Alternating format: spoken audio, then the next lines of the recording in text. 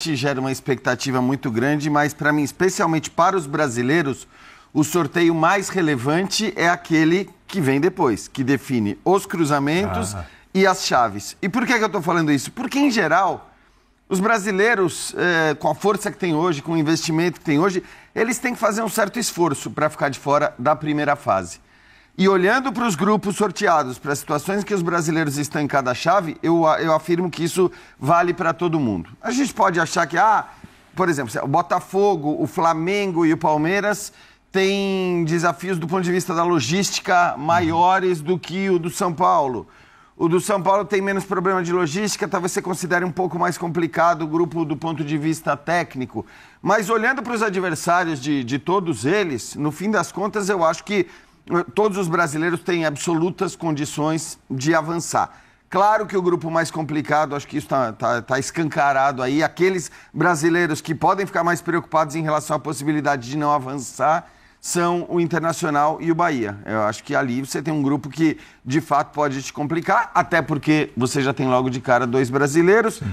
O Fortaleza poderia ter tido um grupo pior, né? Olhando para a possibilidade de cruzamento, porque o Fortaleza também era um brasileiro que não era cabeça de chave. Pega o Racing, que não é moleza, evidentemente. Pelo contrário, era pote 3. Exatamente. É isso. Ele podia pegar, né?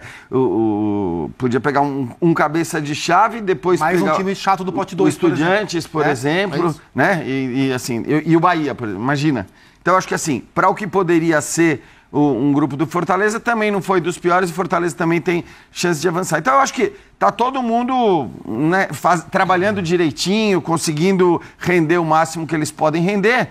Todo mundo tem totais condições de avançar. A questão, claro, é essa, é a questão da logística versus qualidade. Porque aí, né, você tem jogos chatos para Flamengo, Botafogo e Palmeiras do ponto de vista da logística, talvez um pouco menos esses mesmos jogos do ponto de vista da qualidade, mas numa análise geral, eu acho que há um equilíbrio, não só dentro dos grupos, mas assim, ao tentar medir forças esse grupo é muito forte, esse grupo é muito fraco, acho que de maneira geral existe um equilíbrio entre as forças dos grupos. Plihal mais uma vez com a gente. Plihal, São Paulo pegou no grupo lá o tradicional Libertad, pegou o Alianza Lima, que a gente vai falar até quando, né? É o time que eliminou o Boca, a gente vai falar. Não tem o Estevão, o Flamengo tem o Jorginho, e aí a gente vai ter muitas outras negociações. Então, primeiro é preciso olhar só para a fase de grupos. Eu acho que para todos os times brasileiros ela está bem acessível. Eu acho que o Estudiantes é adversário difícil. O Estudiantes é o time que tem o Alário, centroavante, contratou o Gabriel Neves, tem um meio campo de muito toque de bola, mas não é um time que marca tão bem. Mas se fosse pegar hoje o Botafogo, eu não conseguiria apontar um favorito. Tem um menino, Thiago Palácio, né? Sim, 10, jogando muito bem. Meia jovem argentino. Esse conjunto de palavras costuma dar coisa boa, Canhotinho, né? Joga pela direita, vem muito por dentro, é um bom jogador. Acho que o Libertad, por exemplo, é o líder do Campeonato Paraguaio, tem 7 vitórias e 2 empates. Para falar dos 2 times que a gente já tratou um pouquinho aqui, mas ainda é uma equipe paraguaia. Tem Roque Santa Cruz, é um dos atacantes, 43 anos. Oscar Cardoso, 41. Então, sabe assim... Mas tá invicto no Campeonato Paraguaio. 7 vitórias, 2 empates. Mas pega times brasileiros com muito mais investimento, sem torcida, é óbvio que esse retrospecto seria muito diferente se jogasse aqui dentro. Então, eu acho que a primeira fase é bem acessível para todos os grupos, não vejo ninguém assim com grandes desafios para a classificação. Acho que a logística é uma coisa muito chata.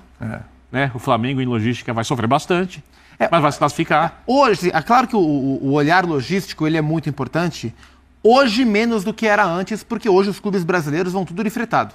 Antigamente não, era voo de carreira. Eu, no tempo de repórter, cansei de ir para jogo de Libertadores, voo de carreira com delegação e aquela... Hoje, com voo fretado, isso fica mais fácil do que em outros momentos. Ainda que a logística seja sempre um ponto a ser... E você vê que o Casares, ele elogia exatamente esse fato. Óbvio que os dirigentes ainda olham muito para isso, né? Não sei o que o BAP acha, ele está com a Lili Nascimento nesse momento. LDU, vai lá em Quito, tem altitude ali, né? Uma altitudezinha um pouquinho, vai mas... pegar um gigante. Né? 2.800, vai pegar um gigante. Tátira, já é uma viagem também. Chata, viagem longa. chata. E Central Córdoba. E aí, hein, Lili? William, estou aqui com o presidente do Flamengo, o BAP, vai falar com a gente agora sobre esse sorteio, né? Vimos aqui, então, o Flamengo no grupo C. Só repassando, então, Flamengo, LDU de Quito, Deportivo Tátira e Central Córdoba. O que falar sobre esse grupo, presidente? Olha, não tem moleza na Libertadores, né? Mas do ponto de vista técnico eu acho que ficou de bom tamanho pra gente. Agora, tem uma altitude, Quito. Flamengo tem que se acostumar, né? As últimas vezes... Mas quando que vocês aí em casa lembram de Libertadores com o Flamengo sem ir a Quito? É difícil de lembrar, é natural. Quando as bolinhas começam a rodar, a gente já vê Quito chegando. Natural, já estamos acostumados. Agora, qual que é o termômetro, olhando para esse grupo C do Flamengo e olhando os outros grupos que se formaram? Bom, conceitualmente tem alguns grupos mais parelhos do que o nosso. Então acho que o Flamengo não tem nada que reclamar, tem que focar no trabalho, fazer o que a gente controla e realizar uma grande Libertadores, uma grande primeira fase para começar essa Libertadores de 25. Agora a questão de logística, né? Quito fica mais difícil. Olha, eu entendo que a logística ela vai ser complicada para outros clubes. Se você parar para pensar que tem gente que não voa de fretado, então a gente chega no aeroporto, entre a gente chegar, entrar na aeronave, ela decolar, meia hora. O avião decola quando a gente chega, né? Quando a gente volta. Então, eu entendo que a gente já está acostumado com isso, a gente tem uma infraestrutura bastante aparelhada e ajustada para gerar todo o conforto necessário para os atletas, então isso está longe de ser um problema. Expectativa grande, dá para dizer que o Flamengo sai animado, empolgado aí para essa Libertadores? Sempre, né? Sempre. E que 2025, que a gente começou muito bem, oxalá a gente prossiga dessa forma e que a Libertadores não seja diferente. Tá bom, presidente. Muito obrigada, viu? Obrigado a vocês. Abraço. Valeu. Tá aí o William, o BAP, presidente do Flamengo, falando com a gente depois desse sorteio Flamengo no Grupo C. Muito bem, Lili. Daqui a pouco tem mais, hein? Agora, para falar sobre logística, deslocamento, né, essa coisa toda, temos o nosso Calçatura aqui, que sabe tudo e que já estava chamando a atenção para esse detalhe, que ontem já falava disso, né? Atenção, porque não são só os enfrentamentos. William, a logística é fundamental. Eu brinco que, mas nesse planejamento que o Calçade, no Mundial de Clubes, ele prefere que o time dele enfrente Real Madrid, Manchester City e Liverpool do que The Strongest Bolívar. O Chuquiruna. Real Potosí. O povo começou te provocando, Não, Calçade. ele tem razão. Eu até prefiro assistir esses clubes, porque eu não vou ficar irritado com o que eu vou ver dentro do campo. É verdade. Mais feliz, eu vou ficar Esse felizão. é um ponto importante. Vou ficar felizão, ver Salah, Vinícius Júnior, né? Posso sair, boa resposta. Não dá, né?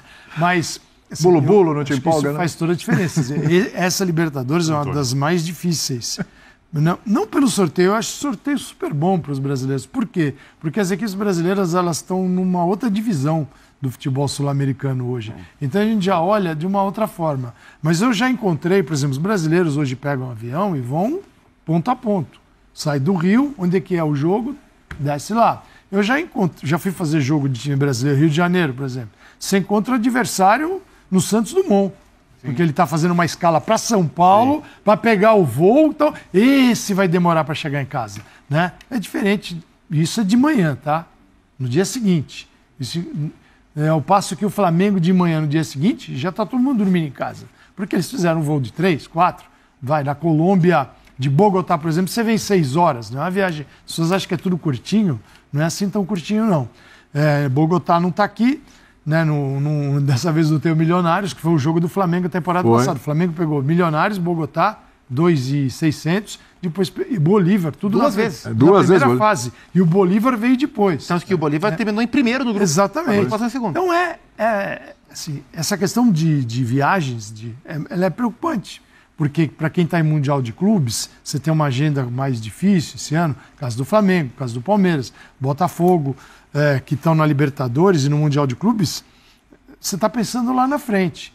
Até a parada para o Mundial de Clubes, vai se desenrolar toda esta fase de Libertadores da América, 28 de maio, com 12 rodadas de Brasileirão.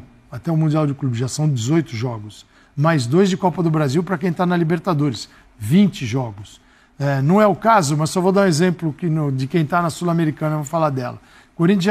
Por que Corinthians? Corinthians pegou a fase de Libertadores prévia e está na final do Paulista. Então ele está com o calendário cheio. Né? Ele fez 4 partidas, 16 no Paulista, 20. Vai rodar 20 até a parada para o Mundial. São 40 jogos. em junho você tem 40 Metade do ano, Você tem 40 jogos. O máximo de jogos possíveis, o Corinthians pegou. Exato, é o máximo. É isso. Então, assim, isso interfere na vida de outros clubes brasileiros que não tem 40, mas podem ter 36, 34. Já é muita então, coisa. é preciso saber se preparar para isso. Agora, com a grana que os clubes brasileiros injetam na Libertadores, é muito mais confortável do que, por exemplo, o Atlético Bucaramanga. Você imagina as viagens do Bulu Bulu. O Bulu Bulu, San Antônio Bulu Bulu, para jogar em casa, viaja às vezes 7 horas de ônibus. Imagina para pegar o aviãozinho, porque é quase um time amador, né? Ele é um time que jogou a primeira divisão em 2021, primeiro ano, e agora está na Libertadores. É quase assim, saiu desafiar o Galo e foi jogar Libertadores. Aliás, técnico brasileiro, né? O Thiago Leitão é um técnico. Então, são realidades completamente diferentes. Então, quem chega com grana e organização tem uma vida diferente. Mas eu achei, assim, grupos São Paulo, Libertad, Tajeres, Alianza Lima. Tá ruim. Aí de viagem. O Tajeres tem 9 jogos no Campeonato Argentino, uma vitória, por Então, enquanto. mas o Casares já abraçou esse grupo. É, porque Palmeiras, eu acho que Palmeiras, o do Palmeiras é muito chatinho, né? Porque ele tem Bolívia com altitude, ele vai jogar no Peru. Peru e Paraguai. Tecnicamente, o grande desafio do grupo do Palmeiras é o Bolívar, que ano após ano tem se mostrado um time cada vez mais competitivo. Já faz uns 3 anos, né? Vem se classificando, etc. Ganha jogos em casa. Foi líder do grupo do Flamengo. O Cerro Porteño tem a tradição, mas assim, o Cerro veio da pré, o Cerro não vem no grande momento. Trouxe o Gatito, né? Gatito saiu do Botafogo, ao goleiro do Cerro Porteño, mas não é um time que vem oferecendo muita resistência. O Birner lembrou antes de entrar no ar, o curioso desse grupo é que Palmeiras e Cerro, episódio do racismo citado pelo Alejandro Domingues, e motivo do boicote da Leila Pereira ao sorteio de hoje, vão se enfrentar. E o Sporting Cristal não vem, assim, o futebol peruano já não é um futebol de destaque, e o Sporting Cristal não vem em um grande momento na atual temporada dentro do futebol peruano.